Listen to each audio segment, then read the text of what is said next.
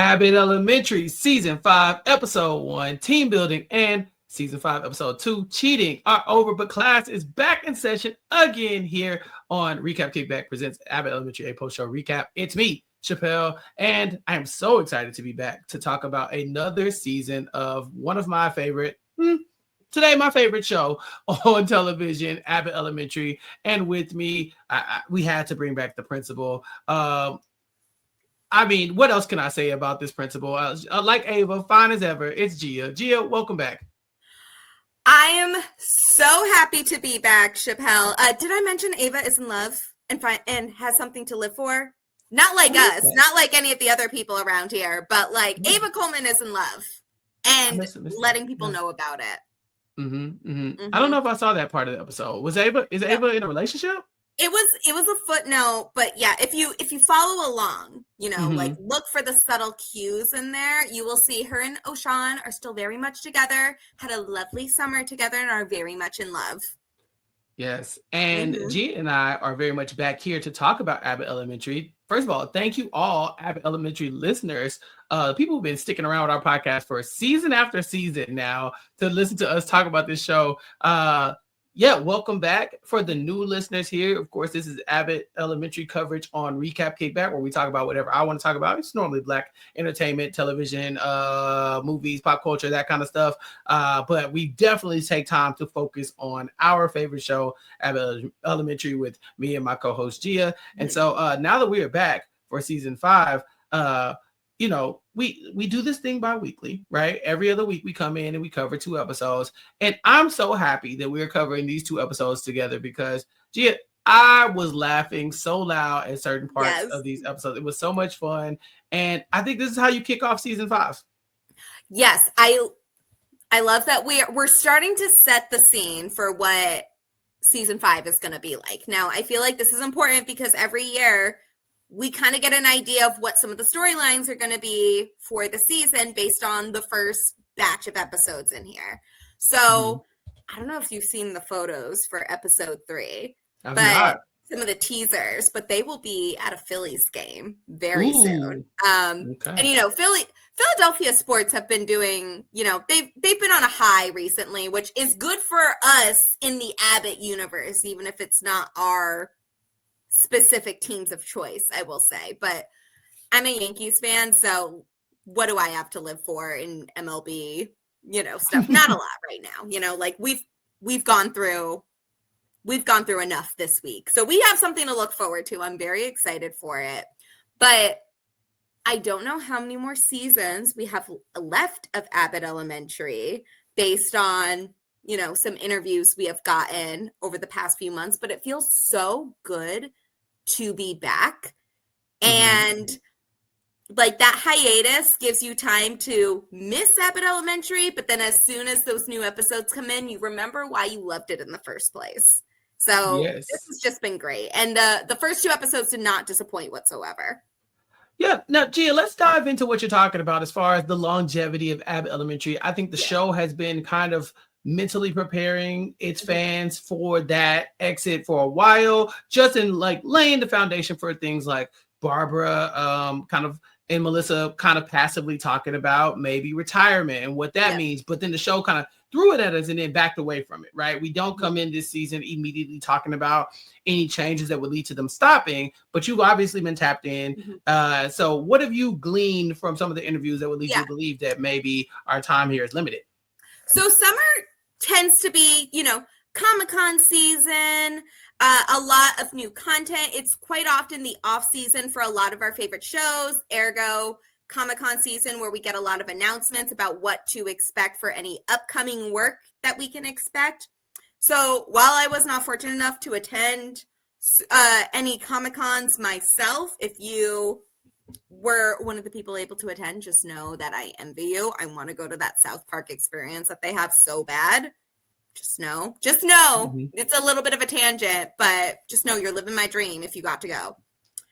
Anyway, but we get a lot of off-season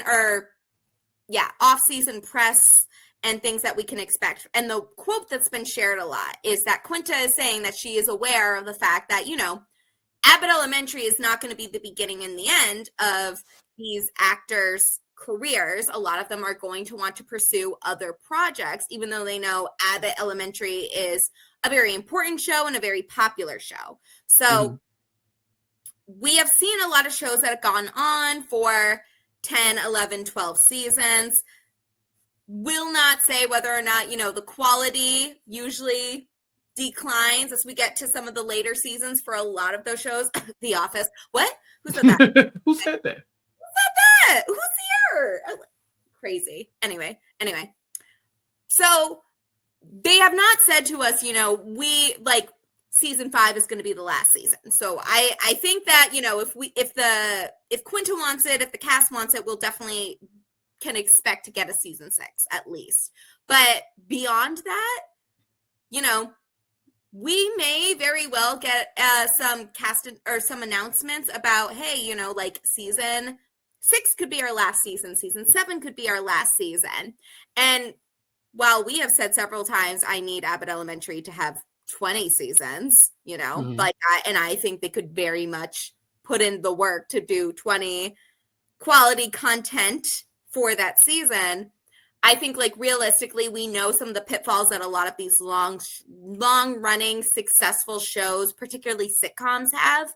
So I think that because Abbott Elementary, the creators, the producers, the actors are so proud of their work that we definitely can expect it to be on, it's not going to be a show that's canceled, but it's going to be a show that they are preparing for a conclusion of what we have gotten. So I have no reason to think or to believe that, it's going to end at season 5 or season 6, but I think we will get an announcement of like how many seasons we are expecting Abbott Elementary to run.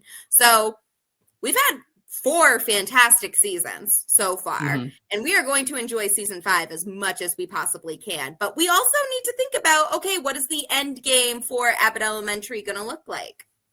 Yeah. These are great points, and I'm glad you bring it up because in these episodes in season 5, the first 2 that we get, we explore a little bit of what it looks like as the show starts to age. Obviously, the people start to age. And for a show that is centered around a school, you see those people age from season to season. We've seen students who are now, like, who were kindergartners, who are now in 2nd grade, and they've gone from, Barbara's class, and now they're in, they be in Janine's class. Like, we've seen the kids move up, move around. Some of them have moved out. And the show is now starting to strategically maneuver our teachers into spots where they can still be in the same proximity as some of the kids we've been watching age. Because can we pause and give a shout out to my girl Courtney? Is she in Melissa's class causing drama and saying curse words? The baby. Listen, what happened to the child? Courtney, I remember when you were this She was so little. I remember when you were a baby. Like, that's our kid now. That's like, our child. Girl, we raised you. Her and oh my God, what's the one that don't give me a lie. No. He was Muhammad Ali for Halloween. I can't remember his name. Oh though. Yes. Yeah. He did a stand of solidarity during the Pledge of Allegiance in an act of like anti-nationalism. My king, that's my son. You guys may not know that. I didn't give birth to him, but that's my son. I watched him grow. Okay. Like This is, exactly. So was it Andrew? He was the GOAT? I think it is Andrew. I'm pretty sure. Okay. I was gonna call him Andy, but I'm like, that doesn't sound right. So I don't think Andrew would appreciate being called Andy. So we're not doing that. Since we're claiming him as our child. Exactly. I know what my son wants, okay? Exactly. To me, watching the kids grow up is the fun part. But obviously, we have one of the bigger plot points here is that Melissa is moving up to middle school Abbott, basically, and in order to teach some of these kids. And I thought that was a very clever way of the writers keeping Melissa involved with some students that are older, but also allowing us to follow those older students. They can easily be introducing us to, more of the smaller kids, which they still can do. But now this gives us an avenue to be like, okay, now we have them in court, Courtney and some of the other students in Melissa's class. What does it look like when they started to age up and age out of Abbott Elementary? And fortunately for us, middle school kids are terrible. And so it's going to give us so much to watch and to learn with alongside Melissa, as Jacob and Jacob and Melissa are going to be at odds because he wants her to realize that these kids are not like the younger kids. They will terrorize her and they will use a lot of curse words in order to do it. And I agree with you 100%. I love the direction we're going with this season, you know, and it brings up some very real topics with elementary school concerns, especially for a K through 8 school like Abbott Elementary does. That for some schools, especially for public schools, they may have some years where they do not have enough students for 2 classrooms. That is a very real possibility for a lot of public schools. So in that situation, we might have a class that's combined a year and we have students or teachers shuffling around.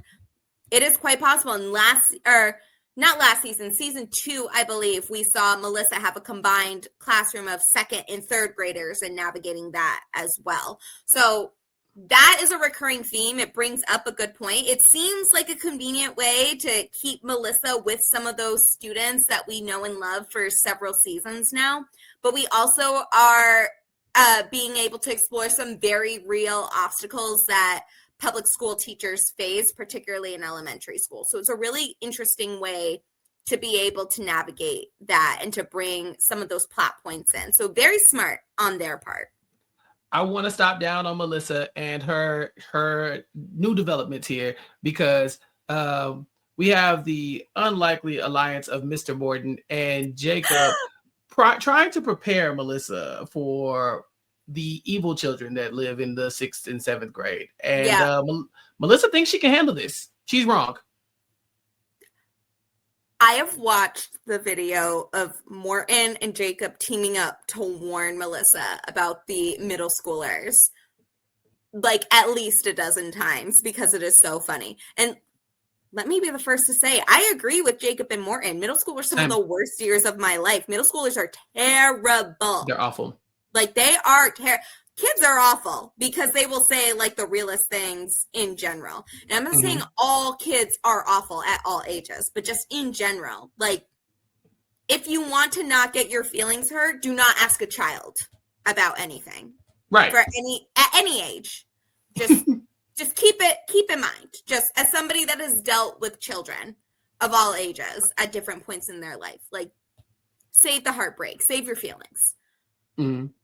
But that like 2-minute bit with Jacob and Morton tag teaming to warn Melissa. And these are 2 of the teachers I would say have been through the ringer the most with how they are treated by students because they're such easy targets. Right?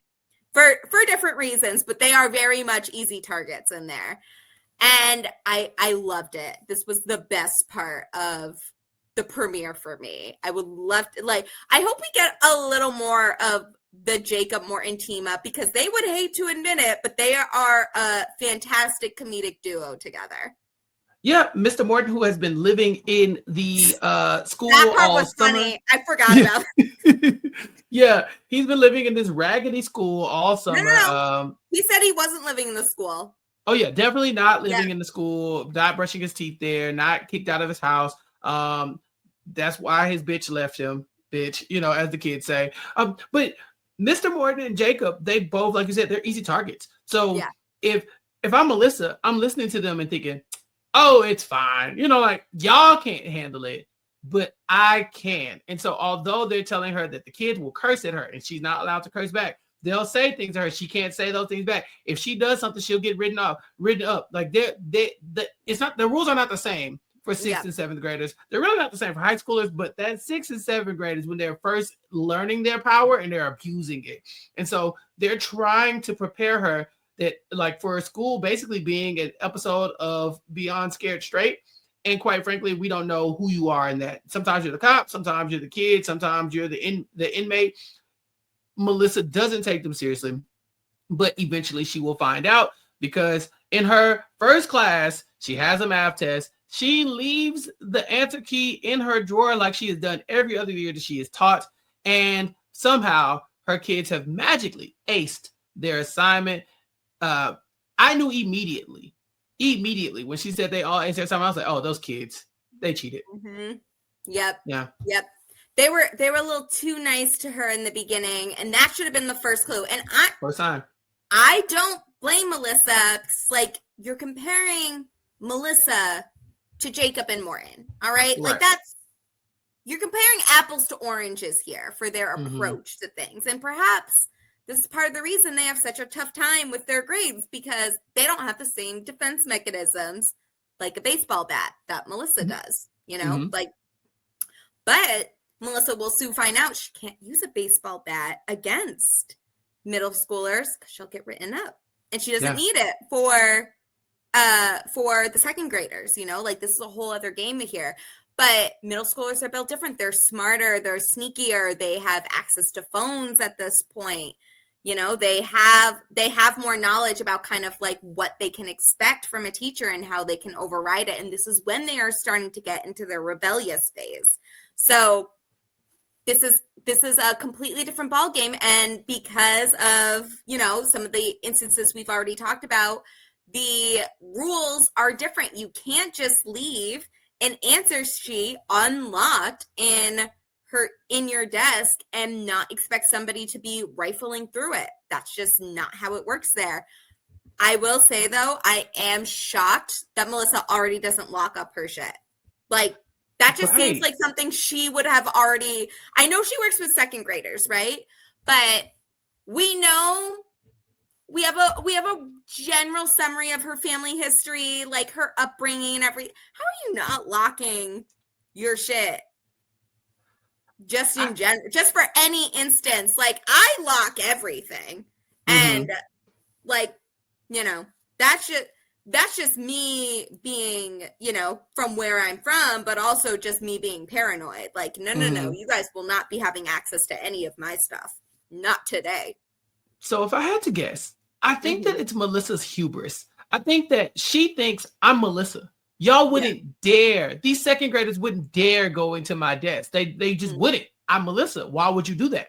When Morton and Jacob are telling her, she's like, no, I'm Melissa. Like that, the rules don't apply to me. Apples and oranges, like you said, we're not the same. So she gets to the sixth graders and she's like, I'm still Melissa. And they're like, oh yeah, we remember you from when you were our second grade teacher. And we thought you were a lot smarter back then. You know, like they have leveled up where she's been playing the second grade game. She only even finds out that this is happening because these kids are so comfortable in their deceit and getting over on Melissa that they are openly talking about how they stole the answer key and started making A's in class right behind Gregory in his big ass Cam Newton ass hat. And that is so embarrassing for Melissa because you know Gregory is not like, okay, Ava, Mr. Johnson telling her, I understand that they're looking for this type of drama. They're looking for this type of gossip. Like those are the people with their finger on the pulse about what's going on in the school. Gregory doesn't care what's going on. And don't. He barely knows what the gossip is in his own life. He doesn't even know that Ava is trying to plan a love triangle between him and Janine and Tyreek. Like, yeah. I'm just saying. Like, very embarrassing. Yeah. Very embarrassing. Like, this is what a way to find out. Yeah. And of course, Melissa, at first she's kind of stunned, but then she realizes, okay, I'm Melissa. I got to get down to my old tactics. I have to show them, I got to put the scheme back in scheme-minty, you know, or whatever she said. And so she comes in with a plan to basically get over on the sixth graders, leading them to cheat off of the answer key with the wrong answer so that she can expose them for the cheaters that they are. The problem is she's so obviously doing it. And again, she's probably used to second graders, so you have to kind of have to lead them to the conclusion you want them to have. Like, oh my God, here I am leaving a thing in the drawer. The sixth graders, the fact that you said that you were leaving it, that was enough of a red flag for them to know that it was off limits. You know, they're like, all right, whatever. But in response to Melissa trying to play this joke on them, the kids instead decide to just learn. And when she leaves the classroom, they're just like, yeah, we just decided to put our heads together, talk about the assignment, work out the answers, and then all get the correct answer while you were gone. So it's like it went from a scam to get them to expose their own cheating to a group assignment, which showed that they were learning the work. And Gregory will tell Melissa, this is the goal. The goal is to get them to learn. And Melissa seems a little annoyed, honestly, that that's how they landed, because I think she wanted the fight. I think her goal was to one-up them. And although she wasn't able to, the old saying is that if you can't beat them, join them. And Melissa will spend the ending of episode 2 showing them other tactics of how to be better, how to grift a little bit, right? How to scam a little bit. She's teaching kids what they want to know, which is teach me how to get over in life. I want to learn math, but that's secondary to all the stuff, the cool stuff that Melissa knows. Yes. And also I will say the you get one swear word a day, genius. Right? Then you think about it. You save your swear for the right moment, as Courtney did during when they revealed their cheating plan. But as Melissa tells them, they ran their best gambit early in the game. So now Melissa knows. And I think this is really the lesson we need to know about Melissa as a teacher for the middle school grades in there, is that she is built for this. She just needs to readjust from what she expected from second graders and bring what she knows, brings her wealth of knowledge into the middle school forum, meet them at their level. And I think that's really the only thing we can give as advice to people in that grade level, people that are teaching in that grade level. It's a little different. I don't know. Have you ever worked with kids at this age, Chappell? Yes. Yes, yeah, absolutely. Yes. Yeah. Same. Awful people. So just in my experience, what I have realized is that whatever the age group is for the time, I work best with whatever the oldest group is. And the reason for that is that they want to be treated like adults, right? Mm-hmm. And so whatever the oldest group is in that age range in there, they want to be treated like adults. They want you to not baby them. They want you to meet them where they're at. And it's part of the reason now why I work with college students, because that is not an age group that wants to be babied, even if you're like me and still think of them as children. Like, I'm 30 now. All right. Like, let's be real.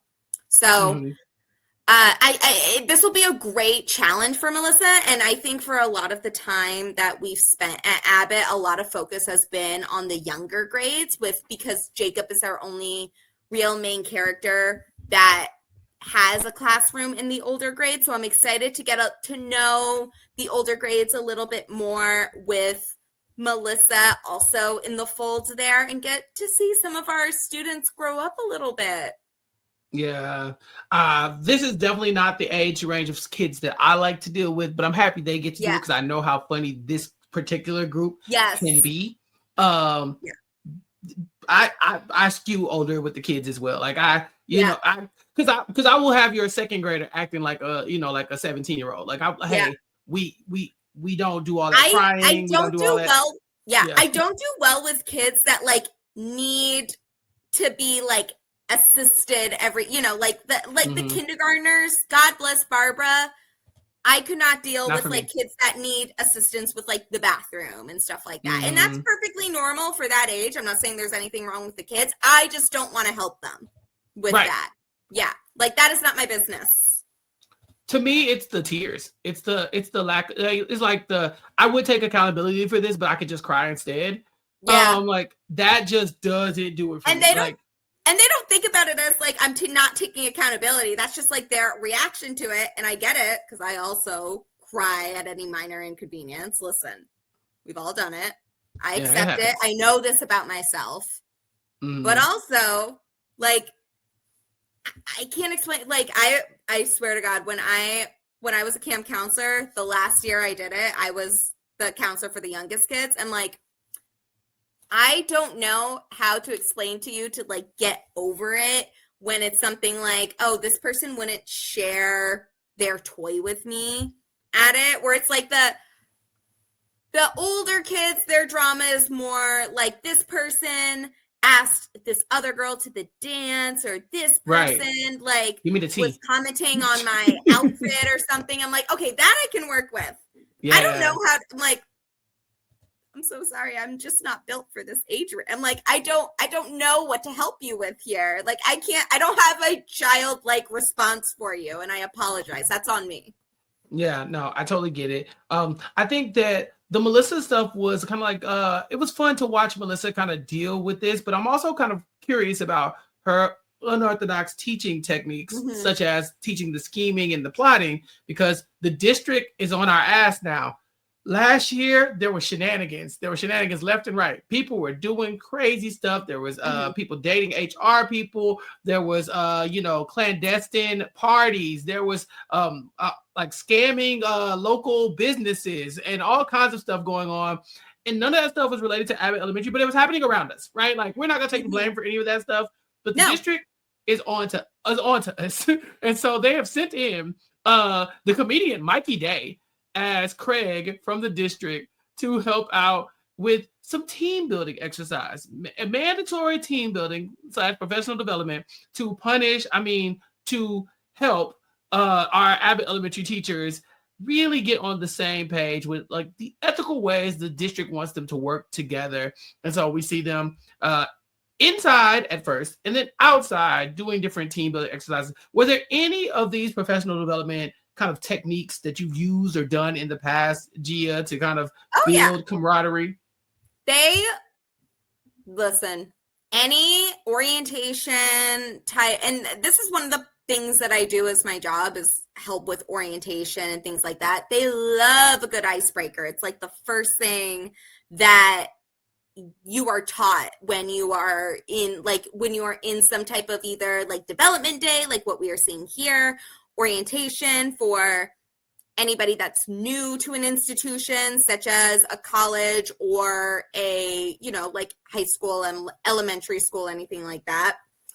But the teachers of Abbott know what this is. It is a punishment for their shenanigans of the previous year and for playing the district in their face, which I would argue is the district's fault for being so full of it, but they're not as open to feedback as we are. They're not as enlightened as we are. So instead they have to have Mikey Day lead them through some team building exercises so that they know where their place is in here.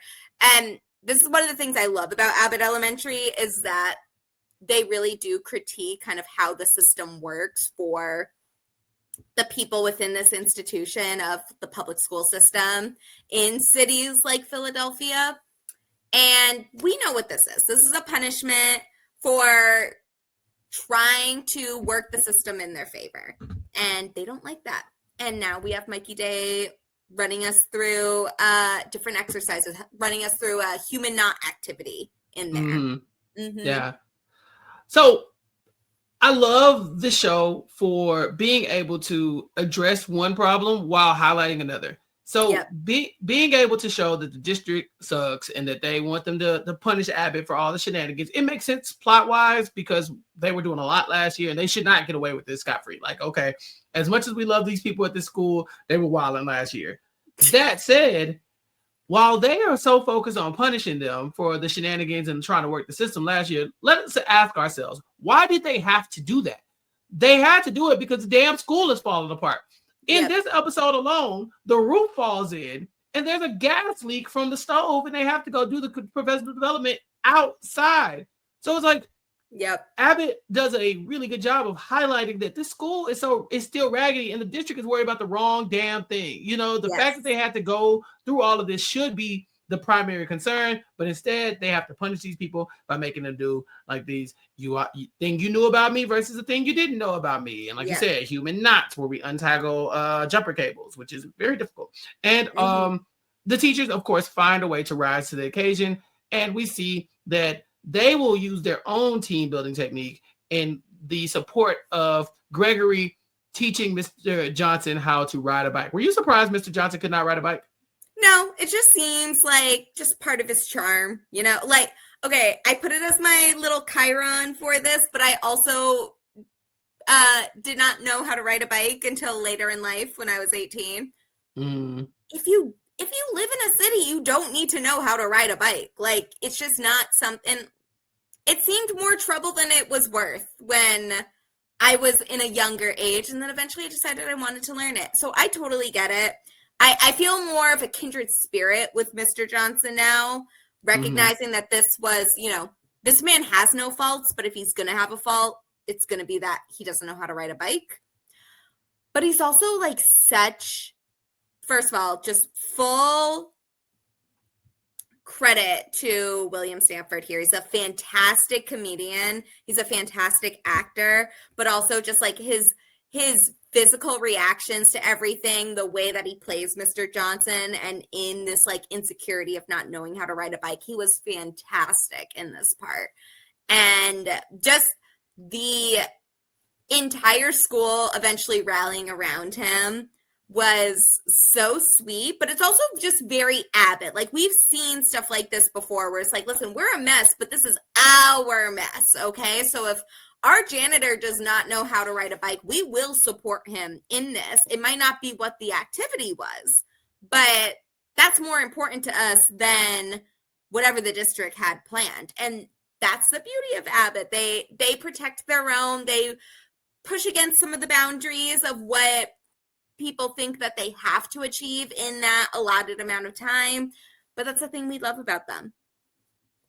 We also get some staff changes here at Abbott Elementary with the introduction of Dominique, a student who we are very happy to learn was 20 years ago Barbara's kindergarten student.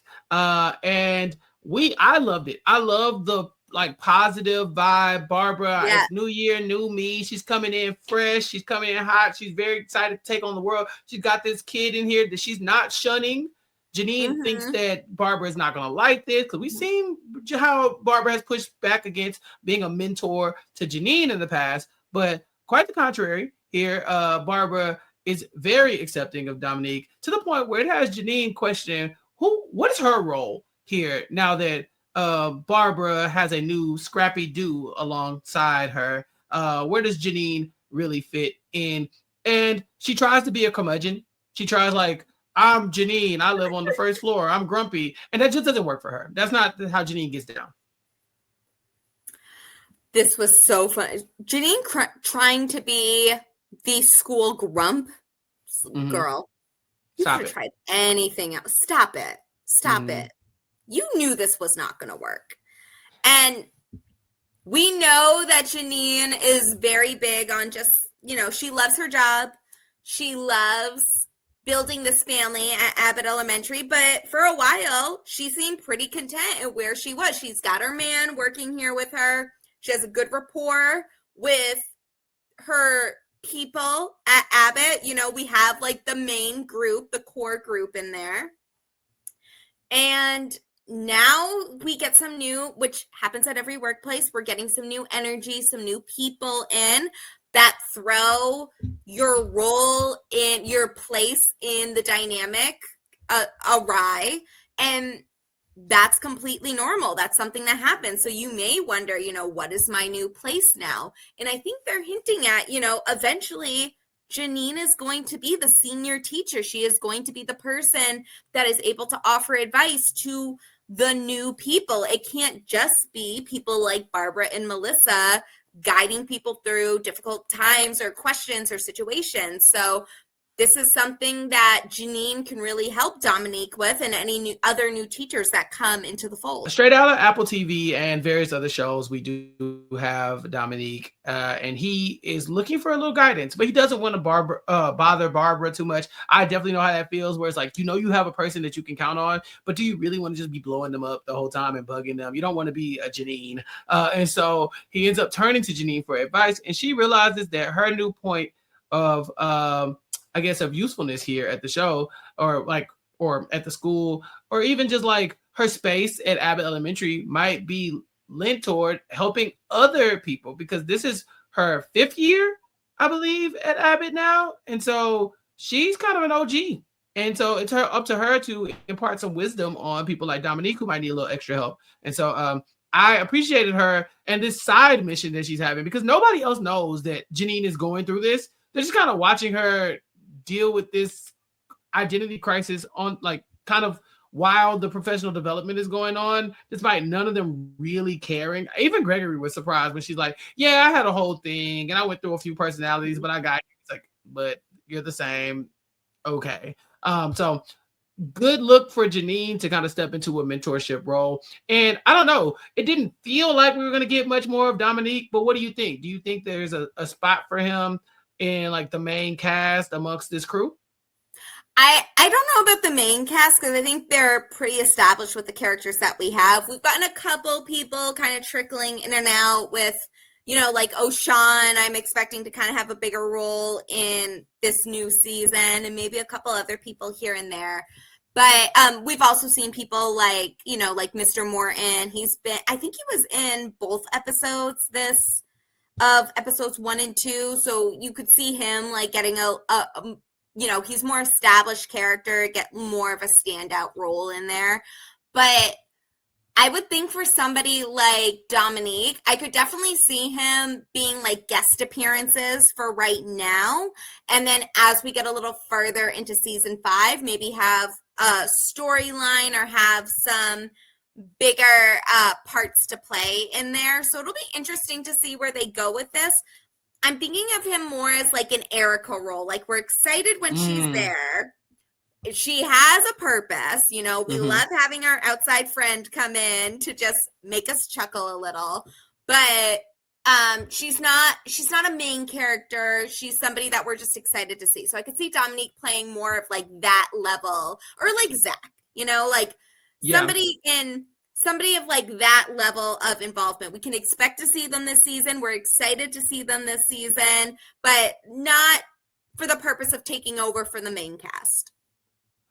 Yeah, that makes sense to me.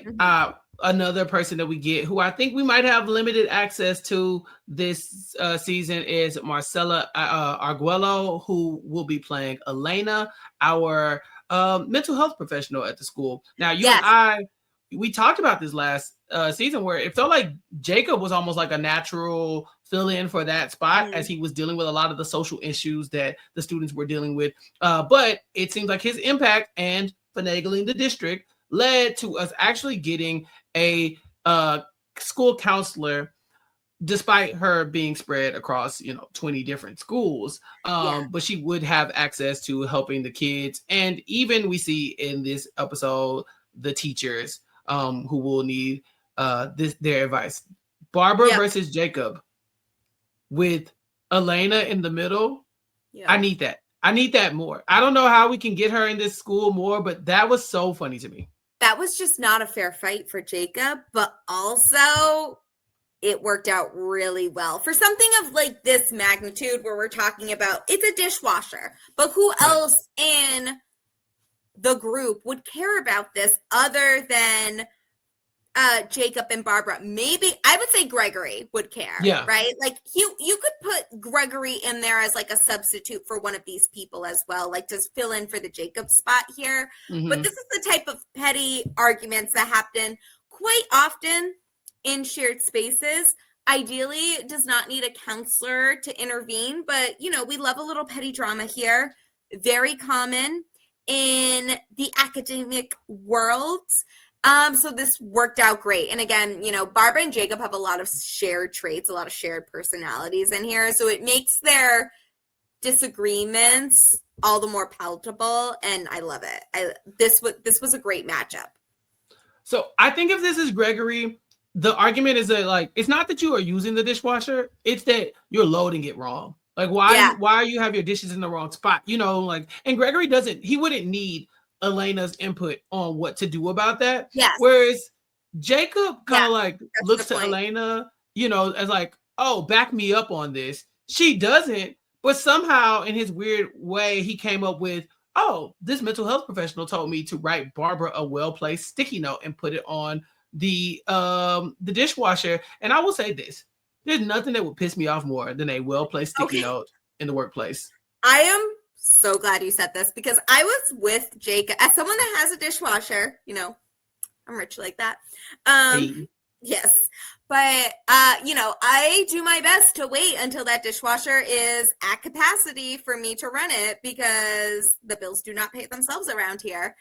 However, There is nothing in this world that would make me not want to compromise with somebody more than if they wrote me a sticky note for anything, right? Like, absolutely fucking not. I could not. The passive aggressiveness would be full on aggressive at that point. We are graduating to full aggression there. There is nothing more that I hate than something like that, and this would piss me off to the highest order here. So, Jacob, we give you a lot of leeway here. I love your shenanigans. I've been campaigning single-handedly, I would argue, for Chris Perfetti to get an Emmy nomination in any way, shape, or form that we can. This is where I draw the line. The sticky note is where the gloves come off here. So I learned this about me very early on. I'm not conflict averse. I just don't like having arguments about stupid stuff. Like it's like there's a bell curve, right? Like there's a limit to the stupidity. Like I'm down to argue about stupidity until it reaches a certain point, and there's like this is too stupid, okay? Yeah. And then it can go past that and become absurd, and I'm down to absurd. But like baseline stupid stuff just drives me crazy. This drives me crazy. The fact that Mr. Johnson is using this dishwasher to steam salmon. And now I have to care about the amount or the dishes that we put in it. Like that, it drives me crazy so much to where when I'm in shared spaces, I don't use shared equipment. When I was in college, I had my own dishes. My roommates would use their dishes. My dishes, I would wash the dish that I use and I would put it back into my room. When I in an office space, I don't use the mugs in there. I bring my own cup because you're not gonna have me washing other people's dishes. You don't have to worry about me using y'all refrigerator. That part. Yeah, like it's not happening. So watching this, I was like, I was shaking because I was like, all right, please don't write me no note. Because what I didn't do was put them dishes in that dishwasher. That wasn't even me to begin with, but we can go. And so I had to like really bring myself back from that level of annoyance that I felt. And I would have felt that annoyance with Jacob, but also with Barbara, because it's kind of like, well, it's like my thing with Barbara is that like we were given instruction by the people who fixed this damn machine.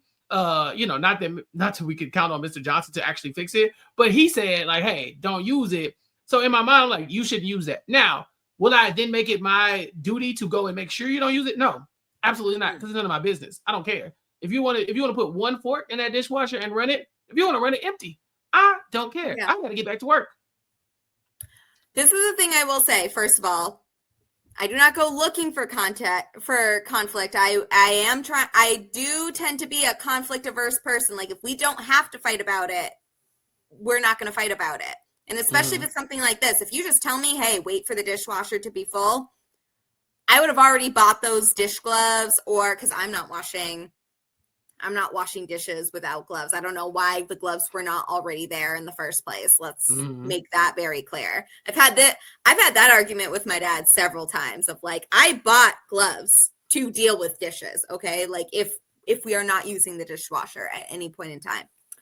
However, if you leave me a sticky note talking about, hey, just a reminder, everybody, to not do this thing that I don't like, I'm running the dishwasher every day at every hour on the hour just to piss you off. Like I will fight the passive aggressive war with you and I will win. That is just like, once you push me to a certain limit, all bets are off. Like we will be fighting about this. I don't go looking for the conflict, but if the conflict finds me, I'm going to try to win it. I'm going to try to win it, and there's unfortunately nothing that you can do about it at this point. You've already pushed me too far. Yeah, Elena ends up going to tell Ava what's been going on. Ava's like, yeah, you're right. This is crazy. You shouldn't have to be in the middle of this. And so she kind of reprimands Jacob and Barbara and tells them to grow up because Ava has bigger fish to fry. She cannot be focused on what's going on with them because there's a love triangle not in the building, and she's trying to make one happen. She's very bored with her monogamous lifestyle. She's happy in her relationship, but she's missing a little bit of that spark. And the best way she could think to get it is to stoke the flames that do not exist between Tariq and Janine. This was my favorite storyline, Gia, because it was incredible. Anytime we can get Tariq on screen is a perfect time We even get him rapping, which we love. Him with some ridiculous bars. Him taking care of his son that's not his son, but being a very hands-on parent who is not a parent, and trying to get his son special treatment from Janine due to his proximity to her. Mm-hmm. And Gregory not caring even a little bit. This was so much fun. This is the perfect love triangle for me because I hate love triangles. So I need people to not care about what's going on, right? So that's Gregory's role. He gets it. Janine and Tyreek are not romantically interested in each other. And this is just, it's conflict for conflict's sake, because sometimes if you're happy, you're just going to be a little bored and you need people to shake things up. And I totally get that, Ava. Like, girl, I get it. You know how many fights I was trying to start at RHAP Live? Like, just kidding. No, I wasn't. But I was in the drama, though. I ain't gonna lie to you. I was spreading the mess. I was in it. Like, are you like, so sometimes you just next time be thirsting. Listen, I'm not great at like thinking on the fly, especially after a couple drinks. So I will just be coming to the next RHAP Live event like with rumors already planned, like ahead of time, like in writing. So I can say like, hey, I have heard this. Like, have you heard that this thing happened and at this time and with whom? Like it will be prepared. So just if you're planning to go into an RHAP event for Survivor 50, just know you may hear some rumors that may or may not be true, but it's definitely true. You already heard right. This. Yes. Yeah. Yes. But if you got mess, tell us all about the mess. Oh yeah, tell us. It doesn't need to be true. Like we're not fact checking. We just want to know. We just want to know. We'll treat it like it's true, if that makes any difference to you. Yeah. Like we are ethical content creators here. We accept any and all rumors regardless of truth.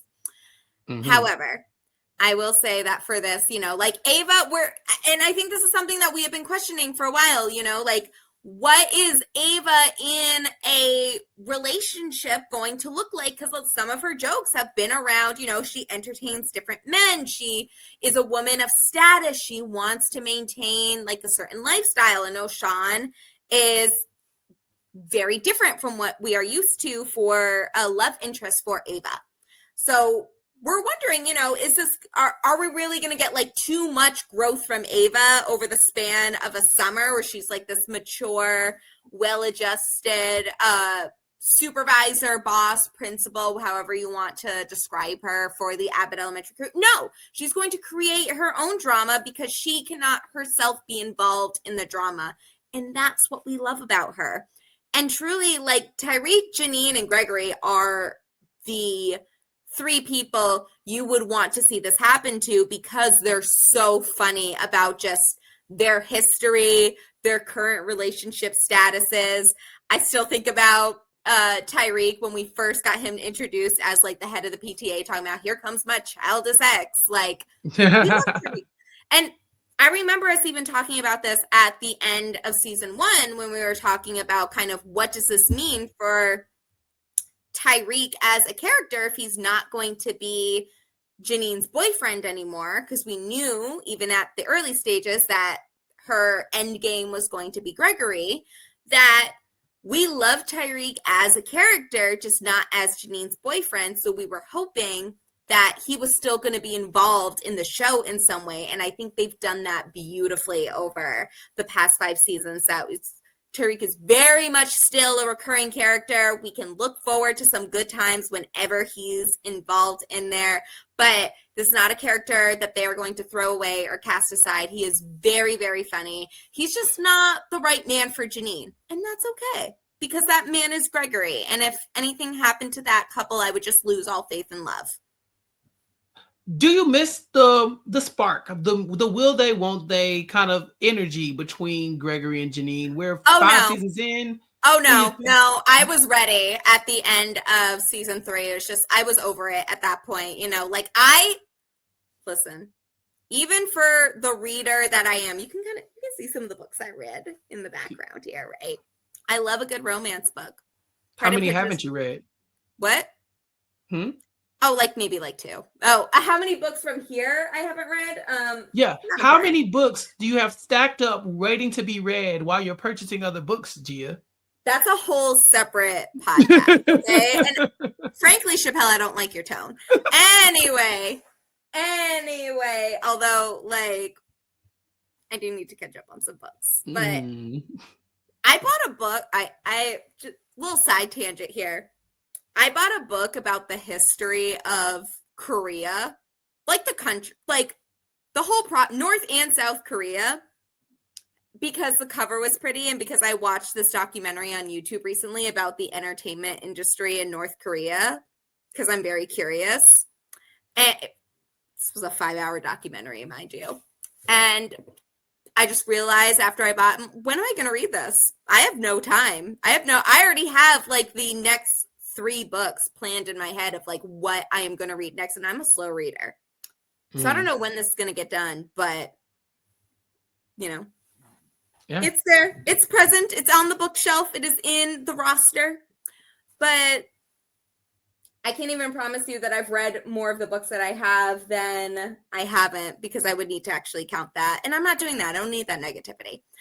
But anyway, as somebody that loves books, that loves reading, that loves a good romance novel, her favorite book in the world is like the ultimate slow burn, Pride and Prejudice. I can't fucking stand a slow burn. And the Janine and Gregory, like, will they, won't they? Like, we knew season 1, they were perfect for each other. So I just needed them to get on that point. Like, as soon as he said, oh yeah, I watched this because I wanted to know what your interests were. Like, I want to know about like why you like things. I'm like, where's the wedding ring? And they weren't even together at that point. I was just ready. I was ready for them to be together. It's just like, cut the shit. Propose already. Damn. Yeah. I mean, we haven't really talked about that, but like, you know, they're a couple right now. We're going to give them a little time to slow burn us a little bit. I love yous already, which was a big step. Yes. So maybe that's something that we can look forward to, because we do have a lot of our characters evolving. We see that Jacob and Barbara kind of hash out their differences in this episode and make up.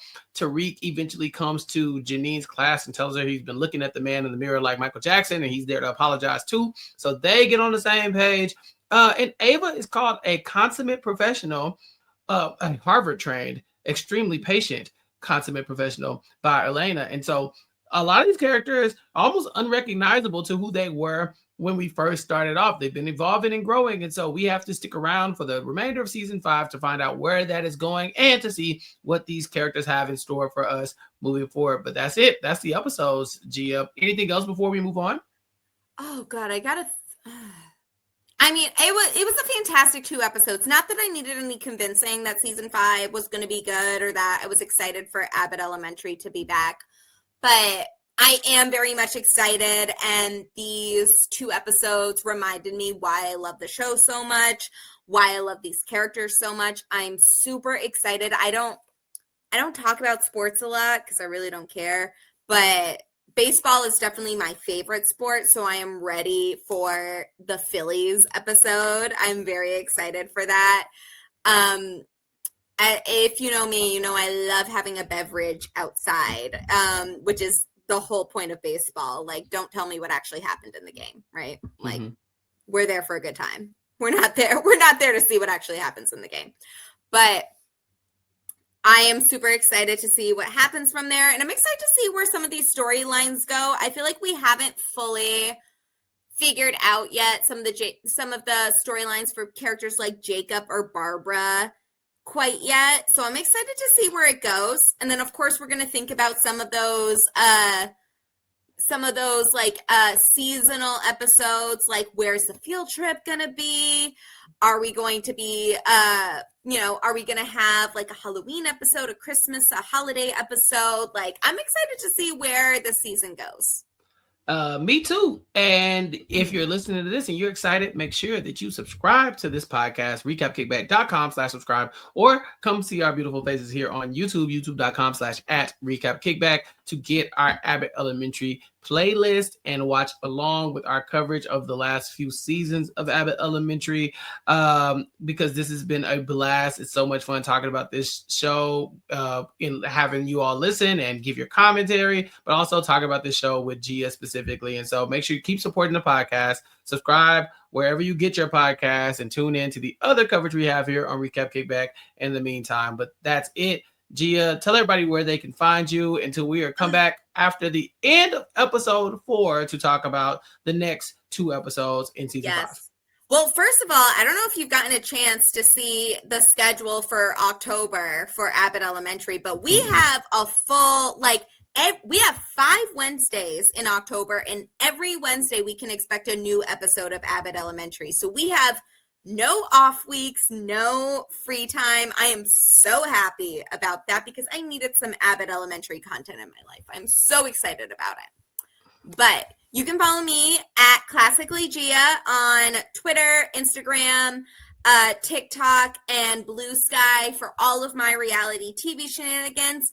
Survivor is back with season 49, and I'm super excited about that. I will be recapping with LaTanya Starks on our podcast. I don't know about that. I have brought her in as my co-host for this new season, and I'm super excited to be trying something new with this content. And I will be also talking about Survivor 49 in written form on Inside Survivor with my good friend Christine Palin, as well as on Surviving Tribal. And I have another announcement that will be coming soon with some content. Recap Kickback will be involved, and I'm super excited.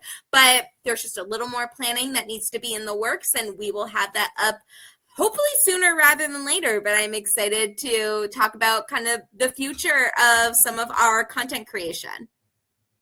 All right. And as far as I'm concerned, you catch all my content here on Recap Kickback. Me and Mari talking about weekly content. I think this week we're diving into the Tyler. No, we're not doing Tyler Perry. I think that was last week. We're doing the BET Plus universe. We're going to go check out some of these shows that we might have overlooked. Yeah. And so I think I'm making Mari watch Sisters or Divorced Sisters. I don't know. But that content will be up soon. You can also catch me live here with Chantel Francis talking about the Flavor of Love season 2, and that is a great time. Yeah, and so check us out. Join us. I didn't realize you guys were also covering season 2, so I'm super excited about that. We're doing the entire Flavor of Love cinematic universe. And so we will be talking about many more shows after this. Can I just point out, first of all, that of all of the reality, just the icons of my childhood, which I don't think Flavor of Love was supposed to be a icon of my childhood, but we'll take it. Cable TV. Yeah, it happens.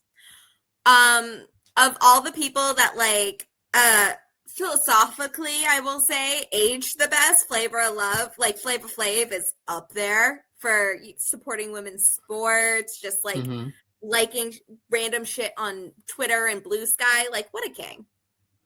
Yeah, he's the best. No one tell me if I'm supposed to cancel him for some reason. I don't want to hear it. La la la la. Yeah. Yeah, exactly. Look, there's a lot of cancelable offenses in the Flavor of Love universe. I will tell you that right now. Flavor Flav is probably dodged more bullets than we would like to admit, but we are talking about it all with me and Chantel live on YouTube. So make sure you tune in to that. And check out our social media. We like to tweet out before we go live so that people know. We'll follow us on all social media platforms at Recap Kickback. But that's it. So for Gia and myself, class is over. We will be back next week for more Abbott Elementary. Until then, peace. I've been trapped behind Suave Maria, isolated like it's North Korea. Smaller city with some bigger dreams. The wall is cracked, I'm looking in between it. The world is yours, but man, I gotta see it. They say it's hard, but man, I gotta see it. The air I'm breathing can't feel my chest. Wait on life, I wanna hold my breath. I'ma get in my goddamn self.